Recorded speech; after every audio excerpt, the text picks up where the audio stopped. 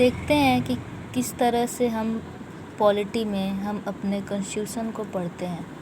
भारतीय संविधान के ऐतिहासिक आधार क्या हैं, इसका भी हिस्ट्री जानना है। भारतीय संविधान के निर्माण का क्या क्या था, किस तरह से इसका निर्माण हुआ और कैसे 2 वर्ष 11 महीना 18 दिन लगा। फिर संविधान की प्रस्तावना क्या है, और जब हम सब पढ़ते हैं, जब ये तैयार हो गया इसका प्रस्तावना, ये एक आईना है।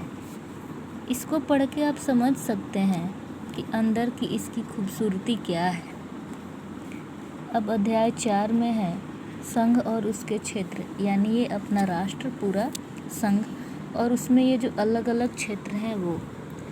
और जब संघ और राष्ट्र बनता है, संघ और क्षेत्र ये अलग अलग जितने भी राज्य हैं, ये अपना भारत देश, अपना प्यारा Bharat, state capital, union territory, ये जो भी है, जब ये हो गया, एक घर मिल गया, तो घर मिल गया तो लोग हैं, तभी तो ये है।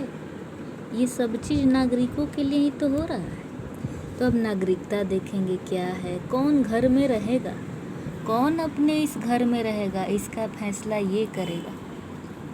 ये अपना खूबसूरत ग्रंथ एक ऐसा जादू का पिटारा जिसके दम पे आज सब चलते हैं, बोलते हैं हमें बोलने का हक है, हमें रहने का हक है, हमारा ये हक है। हक और अधिकार की बात करते हैं, कहाँ से? इससे बहुत वैल्यू है इसकी। और जब जिस देश में ये है उस देश में भी आप दुखी हैं, तो मुझे समझ नहीं आता कि ऐसे लोगों के लिए क्या शब्द बना है, मुझे नहीं समझ आता है। और जहाँ लोग रहेंगे, नागरिक रहेंगे, वहाँ पर लोगों की अधिकार की बात होगी कि किस किस तरह के फंडामेंटल राइट होने चाहिए, यानी एक ऐसा राइट जिससे संपूर्ण मानव का विकास हो सके। यानी आज़ादी के बाद हमें महसूस हुआ कि हमें बोलने का अधिकार हो, हमें हर धर्म जाति कुछ भी हो, कहीं जाने का अधिकार हो, पूजा करने का अधिकार हो, तमाम तरह की अधिकारें हैं, उसको पढ़ना होता है। और जब देश मिल गया, नागरिक मिल गए, उन्हें मौलिक अधिकार मिल गया, तो अब राज्य कैसे चलेगा, उसके लिए क्या क्या राज्य के नीति निर्देशक सिद्धांत हैं। फिर हमारा मौलिक कर्तव्य क्या है, हमें याद रखना होगा कि अगर हमारे पास फंडामेंटल राइट्स हैं तो हमारे पास फंडामेंटल ड्यूटीज़ भी हैं नागरिकों के लिए, सिटीजन्स के लिए। आप कभी भी ऐसा कुछ बात नहीं कर सकते हैं जिससे आपका फंडामेंटल राइट तो है, चलो ठीक है, हमें बोलने का अधिकार है, हम अपने फंडामेंटल राइट के लिए न्यायालय में जा सकते हैं, लेकिन फंडामेंटल ड्यूटीज़ के लिए नहीं जा सकते हैं। लेकिन हाँ, ये हमारी फंडामेंटल ड्यूटीज़ है, इसको संविधान में लिखा गया है, यानी हमें इसे मानना होगा। हम बेशक बाध्यकारी नहीं हैं, लेकिन मूल कर्तव्य और मूल मौलिक अधिकार ये दोनों एक दूसरे से जुड़े हैं। हमेशा आपको ध्यान रखना होगा कि आपके कितने तरह के कर्तव्य हैं और किस तरह से वो मौलिक अधिकार से जुड़े हैं। जब भी आप अपने मौलिक अधिकार का इस्तेमाल करें, ध्यान में रखें कि कहीं आप फंडामेंटल ड्यूटीज़ की अवहेलना तो नहीं कर रहे हैं। उसके बाद हम पढ़ेंगे, ये जब प्रस्तावना बन गया, उस टाइम के टर्म एंड कंडीशन और स्थिति के हिसाब से ये बना। जब जब ज़रूरत पड़ा तब तब हम अपने संविधान में कुछ कुछ अमेंडमेंट करते हैं, संशोधन करते हैं और नई नई चीज़ को उसमें जोड़ते हैं, देश काल परिस्थिति समय के अनुसार कि हमें और क्या क्या ज़रूरत है, हम संविधान में संशोधन कर सकते हैं। संविधान की जो मूल संरचना है वो क्या है, ऐसी कौन सी बेसिक स्ट्रक्चर है जिसको हम बदल नहीं सकते हैं। इस पे भी बहुत सारा विवाद है, सब देखेंगे। जब ये तमाम चीज़ें हो जाती हैं, एक सिस्टम चाहिए कि किस तरह से इस घर को, इस भारत देश को चलाया जाए, किस तरह की गवर्नमेंट हो, कैसी व्यवस्था होनी चाहिए। क्या फेडरल सिस्टम होना चाहिए? तो अपने देश में फेडरल सिस्टम इन इंडिया संघीय व्यवस्था है।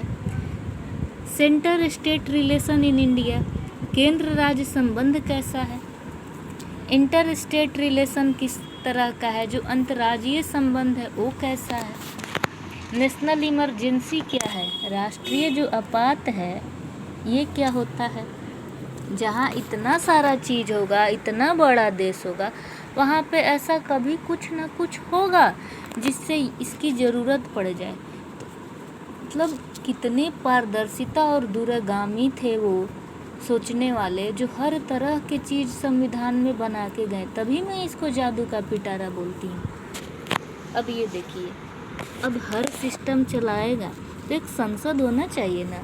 अब किस तरह का संसद है, इसकी संरचना कैसी है, कार्यपालिका कैसी है, केंद्रीय मंत्री परिषद कैसे हैं। जब तमाम चीज़ें हो गई तो न्याय भी तो चाहिए, जस्टिस भी तो चाहिए देश के लोगों को। तो न्यायपालिका है, बहुत सारे ऐसे ट्रिब्यूनल अधिकरण हैं, स्थानीय निकाय पंचायती राज है, गांव में स्थानीय जो नगरीय स्थानीय निकाय है वो भी है, नगर पालिका है, पंचायत है, ये सब चीज़ें हैं। ये सारा चीज़ किस लिए? मानव की सुविधाओं के लिए, उनके अधिकारों और कर्तव्यों की रक्षा के लिए, उनके विकास के लिए। जब मनुष्य का विकास होगा तो स्वयं ही देश का विकास हो जाएगा। अब संघ राज्य क्षेत्र क्या है? ये जो यूटी होते हैं, यूनियन टेरिटरी स्टेट, ये क्या होते हैं?